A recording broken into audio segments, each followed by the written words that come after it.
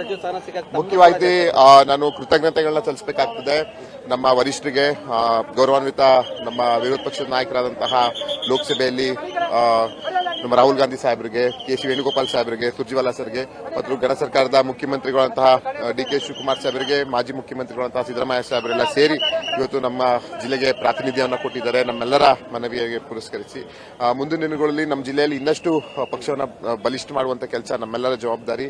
ನಮ್ಮ ನೂತನ ಸಚಿವರಂತಹ ಶಿವಲಿಂಗೇಗೌಡರು ನಾವು ಅವರೆಲ್ಲ ಒಟ್ಟಿಗೆ ಸೇರಿ ಪಕ್ಷವನ್ನ ಬಲಪಡಿಸಿ 7ಕ್ಕೆ 7 ಕ್ಷೇತ್ರವನ್ನು ಗೆಲ್ಲುವಂತ ನಮ್ಮೆಲ್ಲರ ಜವಾಬ್ದಾರಿ. ಜೊತೆಗೆ ಬರುವಂತಹ ಎಲ್ಲಾ ಸ್ಥಳೀಯ ಸಂಸ್ಥೆ ಚುನಾವಣೆಯಲ್ಲಿ ನಾವು ಖಂಡಿತವಾಗಿಯೂ ಎಲ್ಲಾ ಸ್ಥಳೀಯ ಸಂಸ್ಥೆ ಚುನಾವಣೆಯಲ್ಲಿ ಖಂಡಿತವಾಗಿಯೂ ಕಾಂಗ್ರೆಸ್ನ ಬಾವುಟ ಆರಿಸೋದು ನಮ್ಮೆಲ್ಲರ ಜವಾಬ್ದಾರಿ. ಖಂಡಿತ ನಮ್ಮ ಹಾಸನಲ್ಲಿ ಆಗುವಂತ ಕೆಲಸ ಆಗ್ತದೆ. ಯಾವ ಖಾತೆ ಸಿಕ್ಕಿದ್ರೆ ನಿಮ್ಮ ಜಿಲ್ಲೆಗೆ ಖಾತೆಯಲ್ಲಿ ನಾವು ಕೇಳ್ತಾ ಇದ್ದು ಮಂತ್ರಿ ಮತ್ತೆ ನಮ್ಮ ಜಿಲ್ಲೆಗೆ ಪ್ರಾತಿನಿಧ್ಯ ಖಂಡಿತವಾಗಿ ಕೊಟ್ಟಿದ್ದಾರೆ. ಅದಕ್ಕೆ ನಾವು ಆಭಾರಿಯಾಗಿರ್ತೀವಿ. ಖಾತೆ ಅಂತ ವಿಷಯದಲ್ಲಿ ಬಂದಾಗ ಜನ ಸರ್ಕಾರದ ಮುಖ್ಯಮಂತ್ರಿಗಳ ಅದು ವಿವೇಚನೆ ಯಾವುದೇ ಕೊಟ್ಟರು ಅವರು ಯಶಸ್ವಿಯಾಗಿ ನಮ್ಮ ಶಿವಲಿಂಗಣ್ಣವರಂತೂ ಮಾಡ್ತಾರೆ.